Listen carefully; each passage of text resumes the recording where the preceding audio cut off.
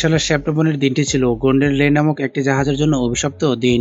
জাহাজটি সেদিন 4200টি বিলাসবহুল গাড়ি বহন করে জর্জিয়ার ব্রান্সউইক বন্দর থেকে রওনা দেয়। কিন্তু কিছু দূর অতিক্রম করতে জাহাজটি আকস্মিক বিপর্যয় ঘটে। জাহাজের ট্যাঙ্কে থেকে তৈল গোটা উপকূলে ছড়িয়ে পড়ে এবং এই বিশাল জাহাজটি পার্শ্ববর্তী এলাকার সেন্ট মাইন দ্বীপের উপকূলে ডুবে গিয়ে অগভীর জলে ভাসতে থাকে। আজকের ভিডিওতে আমরা দেখতে চলেছি 38,600 টন পণ্য বহনকারী জাহাজটি কিভাবে ভারসাম্য হারিয়ে জর্জিয়ার উপকূলে আটকা পড়ে এবং আসলে কি ঘটেছিল সেই দিন। 120 কোটি টাকার বিশাল বহুল গাড়িগুলো কেন বাচ্চাদের খেলনা গাড়িতে রূপ নিয়েছিল, কিভাবে তাদেরকে ওই স্থান থেকে উদ্ধার করা হয়। ভিডিওটি সম্পূর্ণ দেখার অনুরোধ রইল, আর আশা করছি নতুন বন্ধুরা চ্যানেলটি সাবস্ক্রাইব করে পাশে থাকা বেল বাটনটি ক্লিক করবেন। তো চলুন শুরু করা যাক। 8 সেপ্টেম্বর 2019 এমডি গোল্ডেন লে নামক একটি 656 ফুট লম্বা কার বহনকারী জাহাজ সেম মাইন্সে আটকা পড়ে যখন সে সমুদ্রের দিকে রওনা দিচ্ছিল। গন্তব্য থেকে ছাড়ার মাত্র 23 মিনিটের মধ্যে ঘটনাটি ঘটে যায়। জর্জিয়ার ব্রান্সউইক বন্দর থেকে একটি বাঘ ঘোরার সময় মাত্র কয়েক মিনিট ব্যবধানে বিশাল এই জাহাজটির পতন ঘটে এবং ঘটনাটি আরও খারাপ হচ্ছিল যখন দেখা যায় এই জাহাজের একটি 7x7 ফুট একটি পানিরোধী দরজা অযৌক্তিকভাবে খোলা ছিল, যে দরজা দিয়ে সহজে সমুদ্রের পানি জাহাজের ইঞ্জিন কক্ষে প্রবেশ করতে পারে। জাহাজটি ছাড়ার আগে কেউ নিশ্চিত করেনি যে জাহাজের এই দরজাটি খোলা আছে কিনা। যথারীতি সমুদ্রের পানি বৈদ্যুতিক প্যানেলের মাধ্যমে সহজেই ঢুকতে শুরু করে, ফলে engine, steering, gear room, propulsion এবং বৈদ্যুতিক সিস্টেম পানিতে প্লাবিত হয়। এমন অবস্থায় জরুরি পানির সেচ পাম্প চালানো হলেও তা ব্যর্থ হয়, পানি প্রভাবিত হতেই থাকে। জাহাজটি অবশেষে 90 ডিগ্রি কোণে একটি শিপিং রোডে অগভীর তীরে চিরস্থায়ী বসতি স্থাপন করে, যাকে আর কোনোদিন জীবিত করা যাবে না। জরুরি অবস্থা ঘোষণা করার পর উদ্ধারকারী দল ছুটে আসে, যেন এর থেকে বড় কোনো বিপদ ঘটতে না পারে। জাহাজটি যেন কোনোভাবেই এই স্থান থেকে সরে চ্যানেলের গভীরে ঢুকে যেতে না পারে। কোস্টগার্ড দ্বারা জাহাজদের ক্রুদের দ্রুত সরে নেওয়া হয়, কিন্তু ওই একটি পানিরোধী দরজা খোলা থাকার কারণে 4 ক্রু মেম্বার ইঞ্জিন রুমে আটকা পড়েছিল। তবে সৌভাগ্যবশত 30 ঘন্টা উদ্ধার অভিযান চালানোর পর তাদের চাদরকেই বাঁচানো সম্ভব হয়। এরপর জাহাজটিকে ঘিরে বিভিন্ন জল্পনা কল্পনা শুরু হয় যে আসলে কিভাবে জাহাজটি ডুবতে পারে।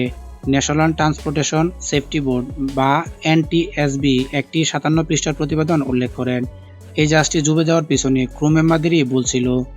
বিশেষত জাহাজের প্রধান কর্মকর্তা 21টি ব্যালাস্ট ট্যাঙ্ক থেকে রিডিং সঠিকভাবে লোড করে লোডকম নামে পরিচিত শিপিং বোর্ডের স্থিতিশীলতার কম্পিউটার পরিমাপ করতে ব্যর্থ হয়েছিল। ফলস্বরূপ এই স্থিতিশীলতার কম্পিউটার ভুল ব্যালাস্ট ট্যাঙ্ক রিডিংয়ের উপর নির্ভর করেছিল। কম্পিউটার গণনা করা হিসাব ব্যতীত জাহাজটির 40% কম ব্যালাস্ট ট্যাঙ্ক এবং 12% বেশি কার্গো ছিল। ফলস্বরূপ জাহাজটি যখন বার ঘুরছিল তখন এর মধ্যাকর্ষণ কেন্দ্র এবং উৎস কেন্দ্র থেকে 8 ডিগ্রি ডিসব্যালেন্স হয়ে পড়েছিল, ফলে গোল্ডেন লেকে আর বাঁচানো যায়নি। এনটিএসবি রিপোর্ট অনুসারে এই ঘটনার আরেকটি তথ্য সামনে আসে। এই জাহাজের প্রধান কর্মকর্তাকে মাত্র 3 ঘন্টা প্রশিক্ষণ দেওয়া হয়েছিল যে কিভাবে একটি জাহাজের লোড কম্পিউটার ব্যবহার করতে হয়।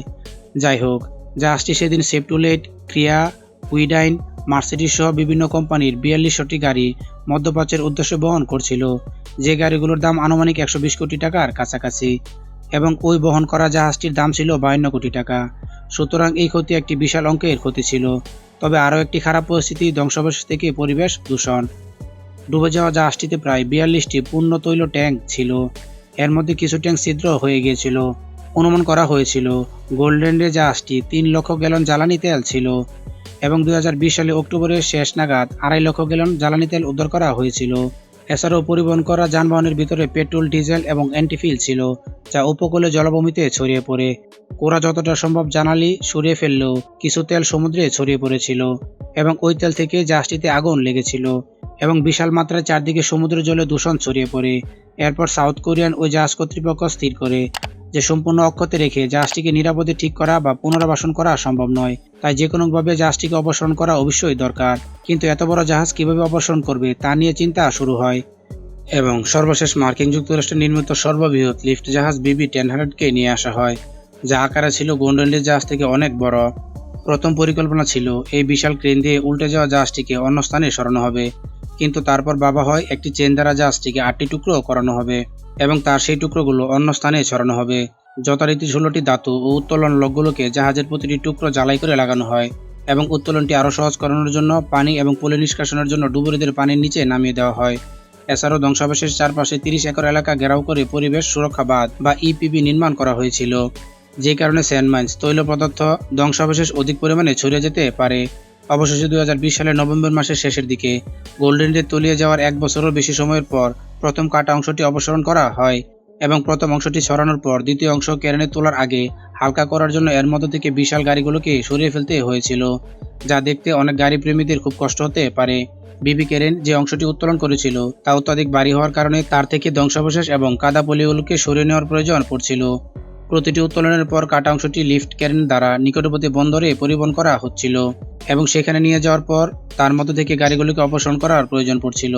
এই অপারেশন চলাকালীন বিবি কেরেন কার্গো এবং কাদা সহ 45,000 টন সামগ্রী উত্তোলন করেছিল এবং ফাইনাল কাটটি 5 সেপ্টেম্বর 2021 সালে হয়েছিল এবং 25 অক্টোবর 2021 সালে ধ্বংসাবশেষের শেষ অংশটি সরিয়ে ফেলা হয়।